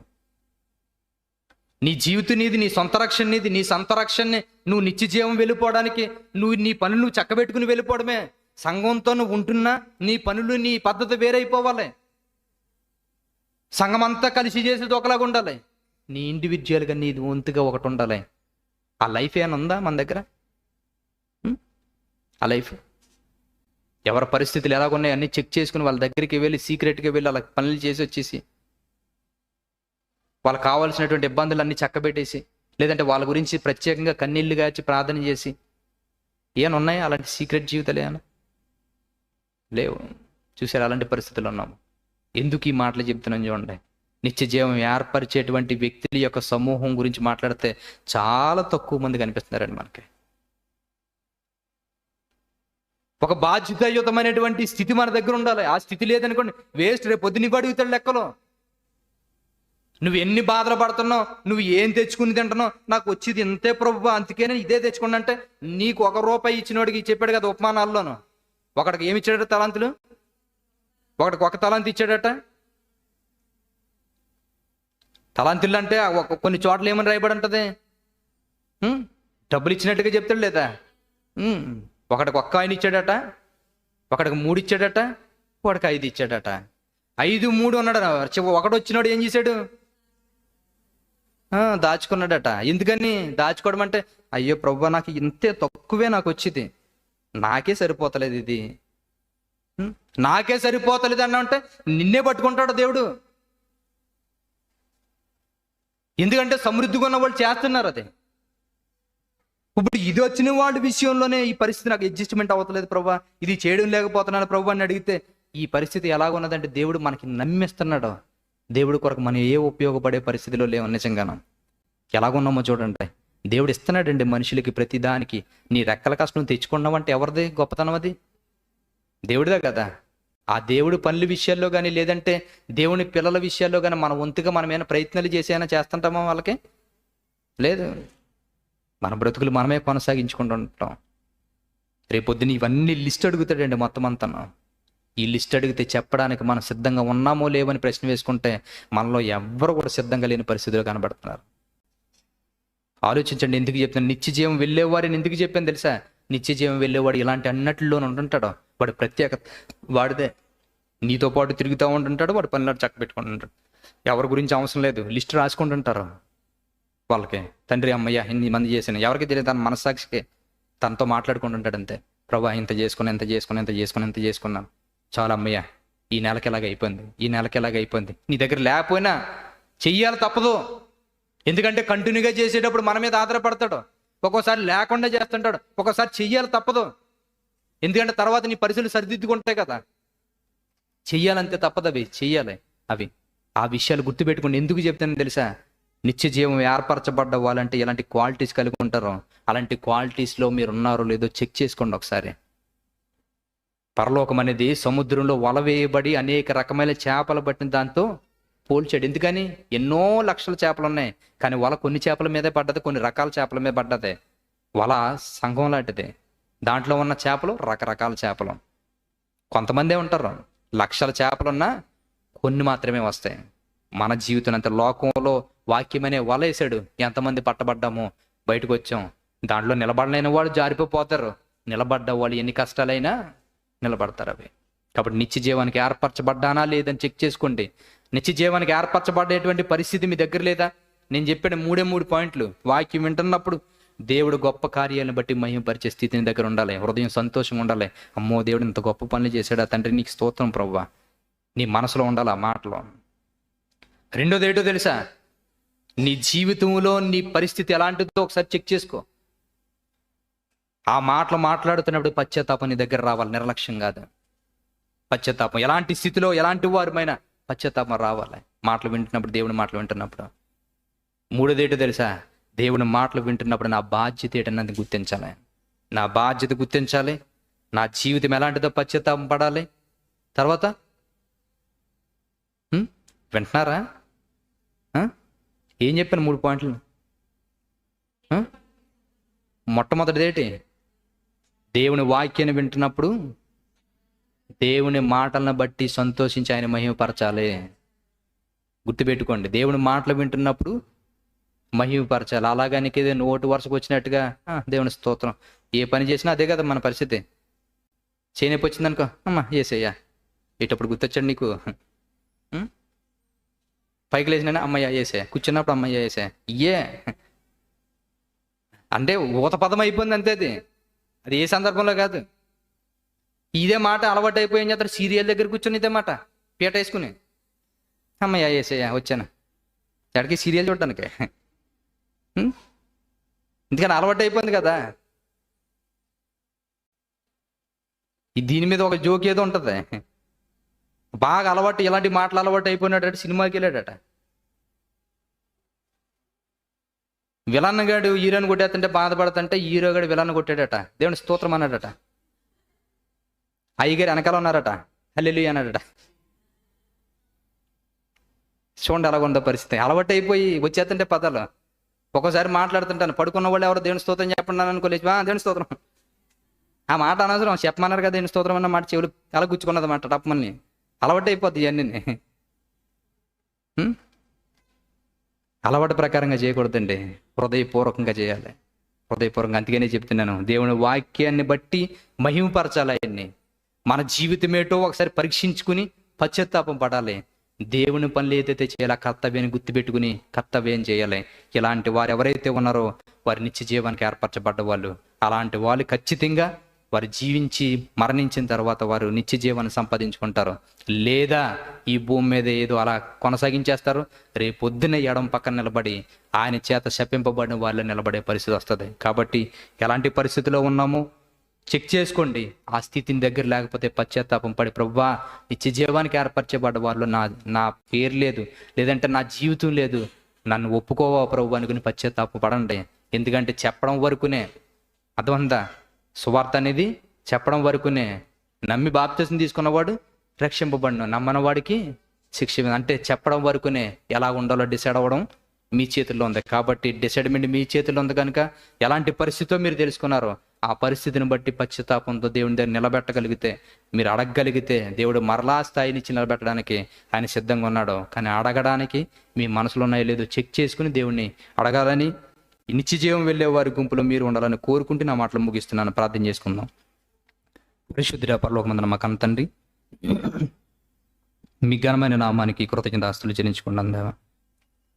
మీ విలువైనటువంటి మాటలు ఇప్పటి వరకు విస్తరింపజేసి మీ పిల్లలతో మాట్లాడుకున్న విధానానికి కృతజ్ఞతలు తండ్రి. విన్న ఈ మాటలు ఏవైతే ఉన్నాయో ప్రభా, ఈ మాటలకు మీ పిల్లలు ఎవరో ఎదురాడకుండా తండ్రి విన్న మాటల ప్రకారంగానే బ్రతకడానికి కృపను అనుగ్రహించండి. నాన్న తప్పుడు ఆలోచనలు ఏమి లోకానుసారమై మీ పిల్లల దగ్గరకు రానివ్వకుండా మాటలు ఏవైతే ఉన్నాయో ప్రభావ వాటికి లోబడేటువంటి జీవితాన్ని తెచ్చండి. ఎందుకంటే నీ సన్నిధిలో మేము బ్రతుకుతున్నప్పుడు నీ పనుల మీద మాకు బాధ్యత ఉండాలి. మా జీవితాన్ని మేము సరి చేసుకోవాలనుకునే తపన ఉండాలి. మా జీవితాల్లో నీ మాటలు వినబడుతున్నప్పుడు మిమ్మల్ని మహిమపరచాలనుకునే స్థితిగతులు మాకు ఉండాలి ప్రభా. ఇటు జీవితాలు మా లేకపోతే ప్రభా మేము చాలా ప్రమాదకరమైనటువంటి పరిస్థితిలోకి వెళ్ళే స్థితి మా దగ్గర ఉన్నదని మేము గుర్తించుకుని, ఒకవేళ తండ్రి ఆ స్థితిలో లేకపోతే పశ్చాత్తాపం పడి మరలా స్థాయిని సంపాదించగలిగేటువంటి పరిస్థితి దయచేయండి. ఎంతమంది అయితే ప్రత్యక్షంగా పరోక్షంగా నీ మాటలు విన్నారో వారందరి హృదయాల్లో వాక్యాన్ని దృష్టిలో ఎత్తుకుపోకుండా కాపాడుకునే శక్తిని దయచేయండి. మీ చిత్తమే మా అందరి పక్షాన జరిగించమని, మమ్మల్ని మరుగుపరిచి మీరే మహిమ పొందుకోమని క్రీస్తు నామాన్ని ప్రార్థన మీకు సమర్పించుకుంటున్నాం పరమ తండ్రి.